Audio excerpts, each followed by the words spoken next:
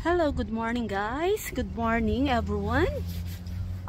For today's video, bumili kami ng pyesa sa Euro Car Park kasi yung dalawang car namin may papalitan na pyesa. So, naglakad lang kami from walking. Maglalakad kami pabalik. So, lakad-lakad lang tayo guys. Si Habibi, bumili kami ng pyesa. Absent siya for today's video. Absent kami for today's video. Sira kasi yung car namin. At magpapalit lang kami ng pyesa. Then tomorrow, pwede na siyang gamitin. Okay? Ayan, lakad-lakad lang. Lakad-lakad lang. Dito.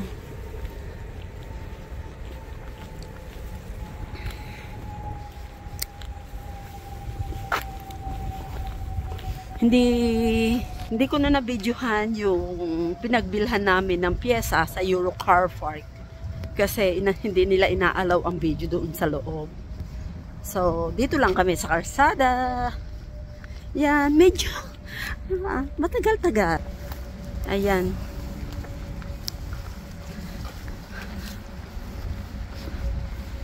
Pag hindi umulan guys, bago mag-Christmas, 112 days sabi nila 112 hours, hindi 112 days, 112 hours. So 48 2 hours, 5 days mga magi-snow dito sa UK. Sana lang umulan para hindi matuloy ang snow. Once na umulan, walang snow. Kasi mahirap, sa totoo lang, masarap lang sa una ang snow. Pero pagka yung halimbawa, kapag halimbawa dalawang araw na, yung snow madulas na, nakaka-aksidente. Yan. Masarap ang snow, pagka na pero delikado. Love, anong masasabi mo? Naglalakad tayo ngayon. Ano masasabi mo?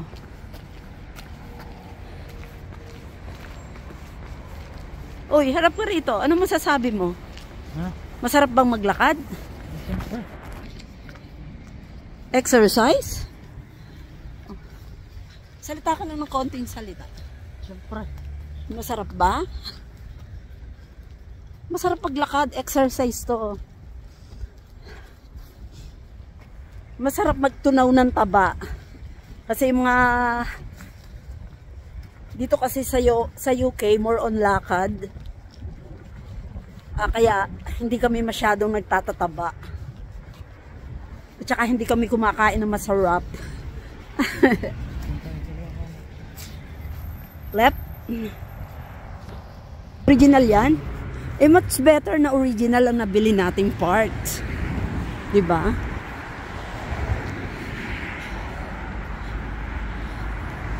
Yan guys, exercise lang tayo. Masarap naman maglakad.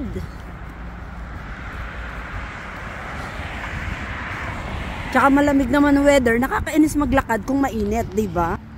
Yan. At least nakapag-bonding kami din. Kasi ang buhay, kung di nasira yung aming sasakyan, trabaho kami. Puro trabaho. Yan. Instead na nagbayad kami ng 8 pounds para sa taxi, naglakad na lang kami. Ganong katipid. Oh God. Wait, napapagod ako.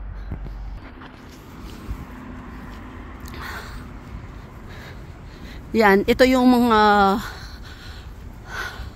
shop na tindahan ng mga, ito yung showroom na tindahan ng mga second hand. Pwede tayo umikot dyan? Dito? No? Akong daldal.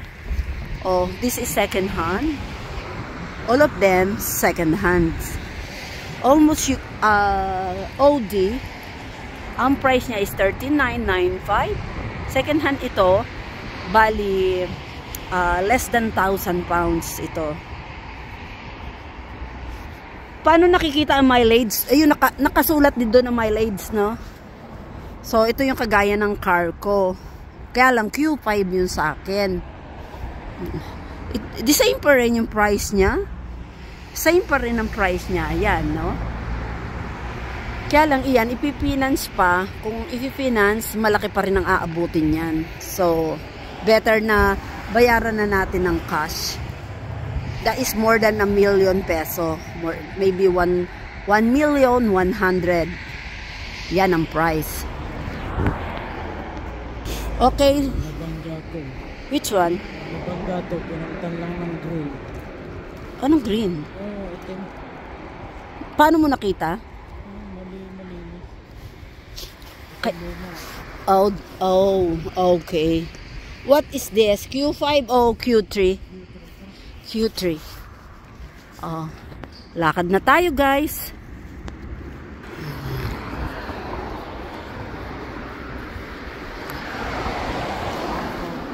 What is that? Nakita mo agad. Oo.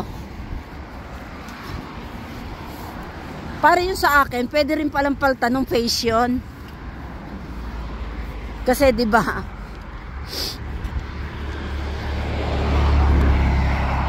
Ito yung bali business park to, love, sa walking. Business park to. We live in countryside, bali from home by train. Sometimes 40 minutes, sometimes 20 minutes. If the train is fast, 20 minutes lang from home going to Central London. Ayan, guys. Ganito kasimple sa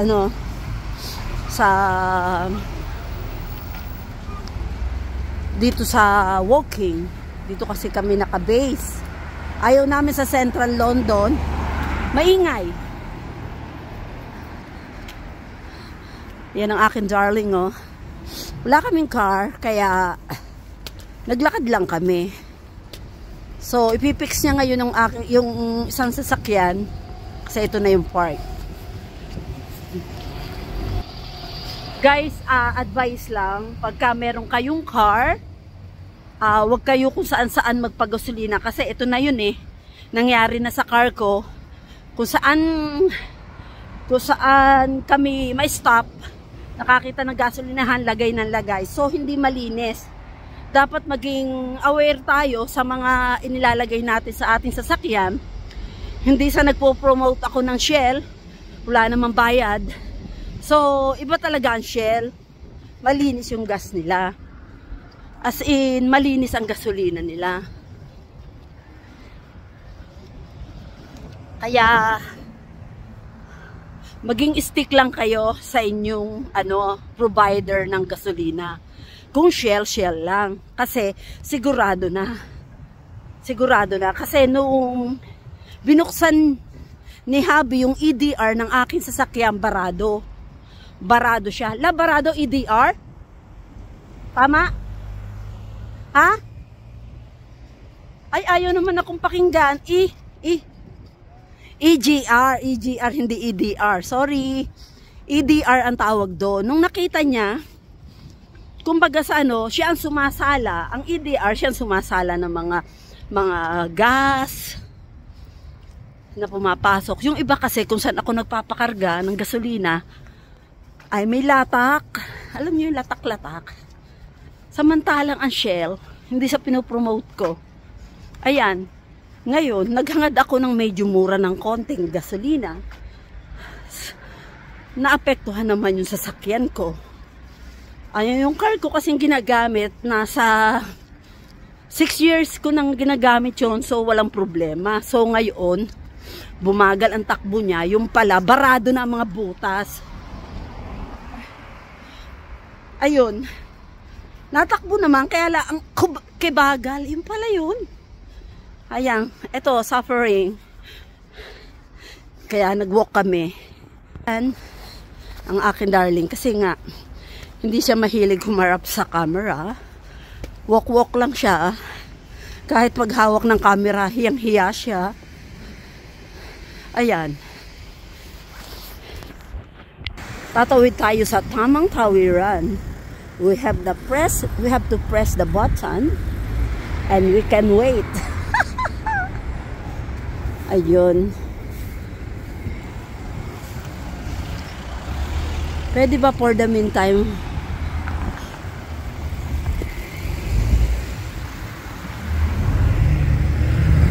Ayan.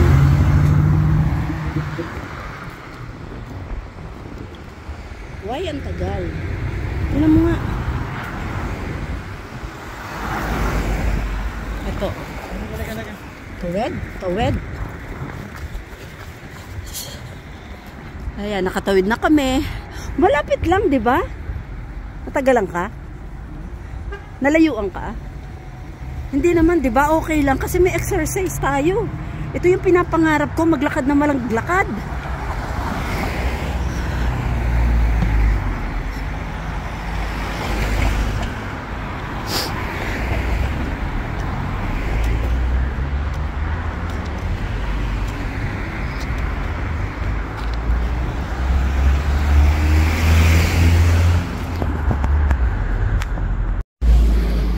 Yan guys, malapit na kami sa bus stop. So yan, lakad-lakad lang ng konti. May waiting lang tayo ng bus 91 toward to Warmby Road. Yan. And then we can fix our car later.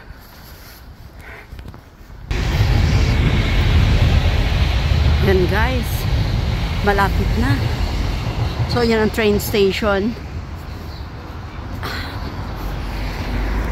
Tingnan nyo guys, lahat ng puno dito kalbo na, wala nang dahon. So lahat ng dahon laglag na siya. Yan, sa summer na uli magkakaroon ng dahon yan. Kasi nagbablog ako, lagi ako naiiwan ng asawa ko.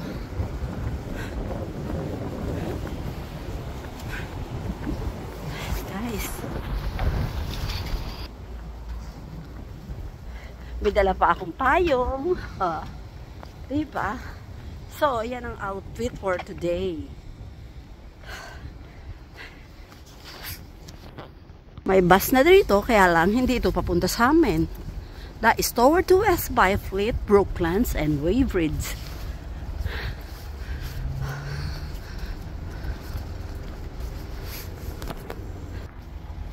Guys, we are waiting bus 91 toward to my place. Ayan. Just look and see. Maraming bus dito. Kaya lang hindi papunta sa amin. So, ayan. As you can see, there is a Filipino store. They call it Gray Money Transfer. Filipino ang may-ari ng sari-sari store na yan. Yan guys.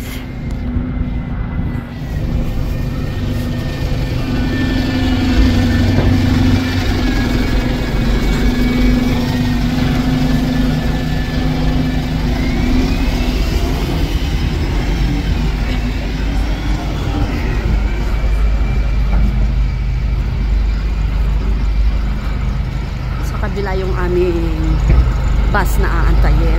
So, wala pa siya. So, we have to look number Acacia Avenue. We are looking for 91. Wala pang schedule.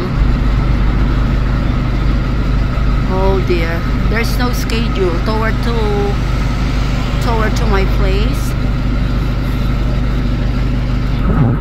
We have to wait.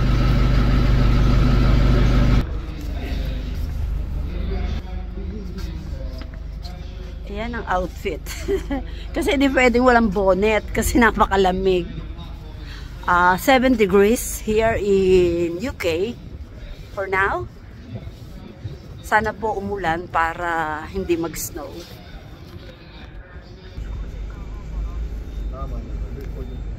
We're waiting for 10 minutes here in bus stop station.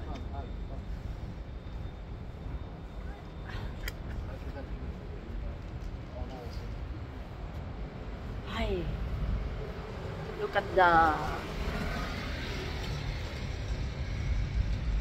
the second floor, love.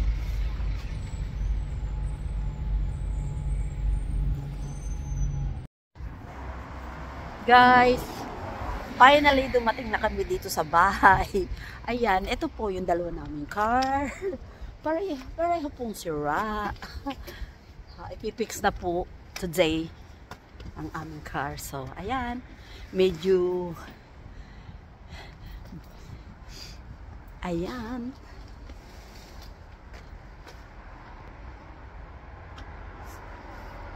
Thank you for watching, guys. Bye.